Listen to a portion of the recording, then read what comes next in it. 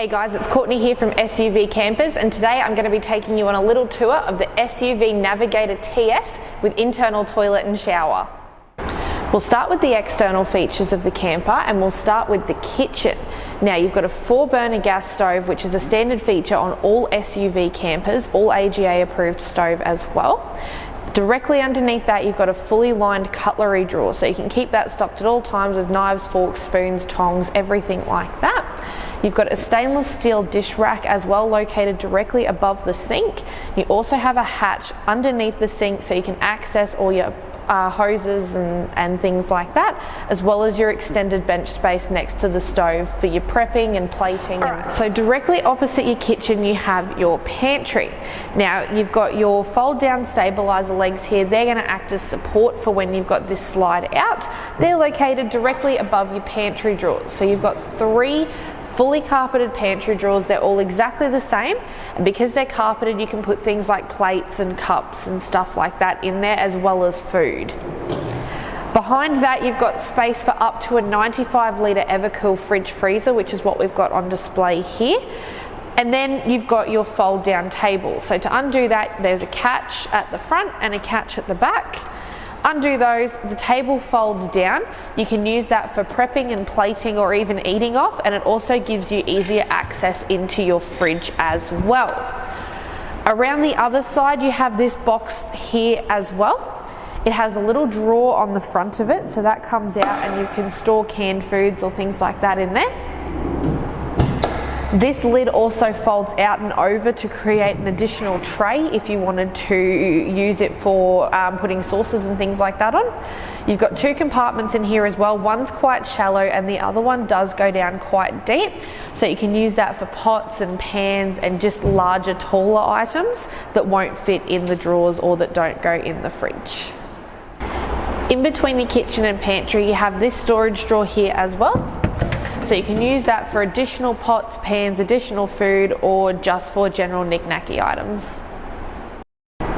Alright, coming around the front of the trailer, and the first thing you see here is this generator box. So open that up and you can use that to store your generator. Now to pull the slide out, all you do is push this blue tab here, slide it out. When you're ready to pack it away, push the blue tab down again, slide it away, close this up, and you're ready for traveling. Now directly above that you have this tunnel boot storage. So that opens up and it actually runs right the way across the middle of the camper. So you can use that for pole storage, fishing rods, those longer sort of items that don't necessarily fit anywhere else within the camper. And just next to that here you have this barbecue tray. So it attaches onto 3 little black hooks on the side of the camper, and you can use that for bench space, you can use it for prepping, or you can put your barbecue on there and use it to cook off of if you need to as well. The drawbar itself is fitted with an Alco 50mm off-road ball hitch, as well as the Arc XO Series 750 double wheel jockey wheel. So it's a very heavy duty jockey wheel and a very heavy duty hitch for a very heavy duty camper. You've also got 2 jerry can holders on the drawbar, as well as the mesh stone guard. This compartment at the front here is hidden behind the front of the stone reflector, which I have folded up and secured there. But if you open it up, it allows you access into that pole carrier. So if you've got a bait and tackle box, you've got a little toolbox or a first aid kit, something like that, that won't fit through the sides, you can just pop it in the front there. That is what that section looks like when it's closed up. Right, so we're around the other side of the camper now, and I just want to show you a few of these compartments. This first one here is the other side of that tunnel boot that I showed you on the other side for your poles and fishing rods and stuff like that. Directly below that you have 2 4.5 kilo gas bottle holders, so they go in there. The gas line is run to several gas points throughout the camper for hooking up your gas appliances. And just next to it here you've got your toilet canister, so you push these 2 buttons here. That'll open this section. You can use that to pull your toilet out, so you can put the chemicals or whatever in it to clean it, or take it to your dump point and empty it out. This next compartment here is your air conditioning unit. So that's the actual unit itself that powers the air conditioner. Just like in all the other camper trailers, there are dust covers underneath the trailer. This compartment here is purely storage, so you can put whatever you want to in there, a little toolbox or anything like that. You've got your 15 amp power supply here as well, so this is going to run the aircon as well as keep everything charged up when you're plugged into powered sites. And just next to that, you've got your positive pressure system. So like I said, on the other side, you've got to turn the switch on for that. And then you just push the button here, a little 12-volt fan with a filter in it will start in here, pressurize the whole inside of the camper, and it gives you an added measure of dust protection when you're traveling on dirt roads. Directly below that, you have another storage drawer just for little items, so you can store toolboxes or tools or whatever you want to in that. And then at the very back here, you have two 120 amp deep cycle batteries, a 3-way Meanwell smart charger, and 200 watts of solar panels on the roof to keep those batteries charged when you're out and camping. Now at the back of the camper you have 2 spare tyres, which is standard on most SUV campers. The black box you see above the spare tyres is actually an ensuite box, so you can have an external toilet and shower as well as the internal one. For that you've got a tray in between the spare tyres so that if you are using the outdoor shower you can put your soap and things like that on that tray. And that tray is connected to the back 100 litre water tank. So in this camper you've got 2 100 litre water tanks and a 70 litre grey water tank. Alright, so we're underneath the Navigator TS and you can see at the back there that back 100 litre water tank just behind the suspension there. We'll go into a little bit more detail about the suspension later on, but you can see it's very heavy duty. And then just in front of it on the left there you can see that 70 litre grey water tank as well. Alrighty guys, now this is probably the coolest part of the whole trailer. Now this camper works on what we call an electric lift roof, which means to put the roof up and down all you have to do is push a button. How cool is that? Now don't worry, you do have an isolator as well, so you can't accidentally bump it. There's a red switch located next to the roof lifter. Directly below that you have an LED light that comes out over your sink so you can see what you're doing when you're doing your dishes. You've got your water pump switch there as well, so that'll give you access to water both in the sink and in the shower. And then on the side here you've got the button that switches on the positive pressure system, which you will see.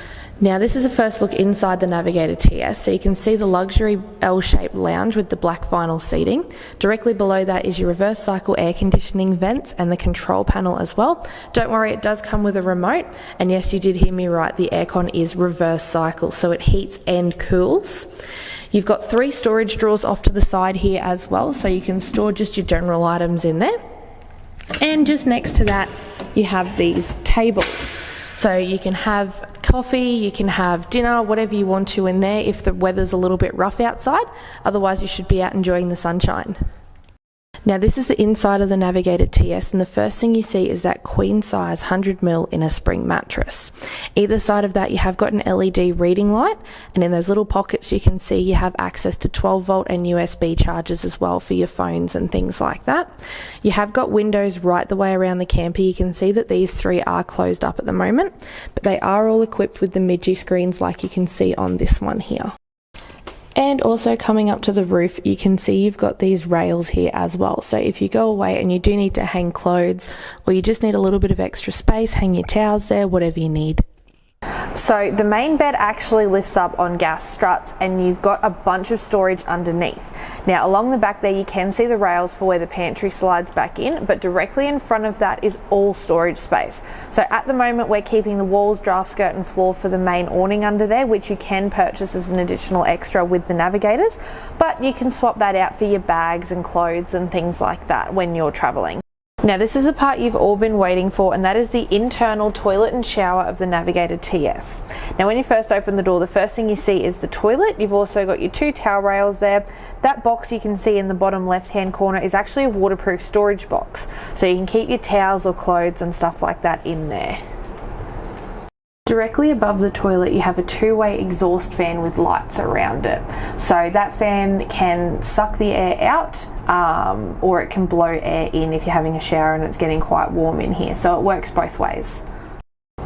Directly opposite the toilet you have your sink/shower. So you've got your hot and cold mixer here. Now when the tap's down like this, it is just acting as a sink, so for washing hands, brushing your teeth, all that sort of stuff. But when you're ready to have a shower, you pull this section up, pull this hose out, it attaches up onto the roof, and that allows you to have your shower. When you're done, slide it back away, push that back down, and it is a sink again. Now above the sink you actually have a fold down mirror. So what you do is you push a little button up here and it releases the mirror.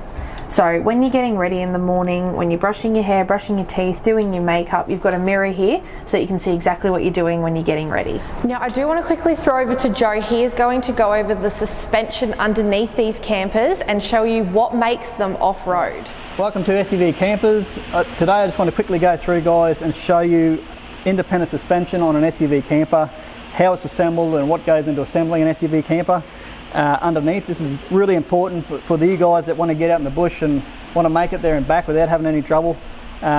We sort of take it to the next level, we think, when it comes to putting a suspension in a camper trailer and making sure it's going to stay in there. With the new suspension arms we've got out at the present time, the Series 4 suspension arms, we've got Series 3, Series 2 and the original suspension arms out there, all going gangbusters. This one here in particular is the Series 4. You can see it's all been reinforced along the sides of the suspension arms. These are all 6mm thick suspension arm box section around here. They're all 6mm wall thickness. You've got 16mm wall thickness steel collar tubes on the end here, and then your nylon 6 bushes go inside that again with a crush tube. So from here, once that suspension arm's actually fitted into your camper trailer like this with your coil and your shockeys, everything, all your bolts, nuts are always Loctite in here. We don't leave anything to chance, so we make sure everything's Loctite on it if it's getting bolted together. From here you've got your complete hub and stub assembly, which is this. That's your bolt-on stub that's actually fitted inside your hub and your brake assembly. Every camper trailer that SUV camper trailer puts out at the present time has the option to carry a spare stub, and which is one of these. This can be carried on your camper trailer. We've actually got a space on every trailer now that you can actually bolt this on with a spare set of bolts.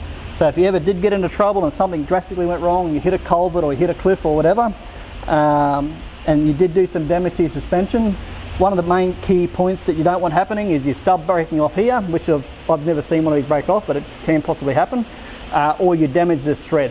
So once you damage that thread, if you're in the middle of the sticks and you have got nothing to fix that, this is where your spare stub comes into handy. So you've got the ability to carry one of these on board if you're going up to the top where there's no services available to get yourself out of trouble.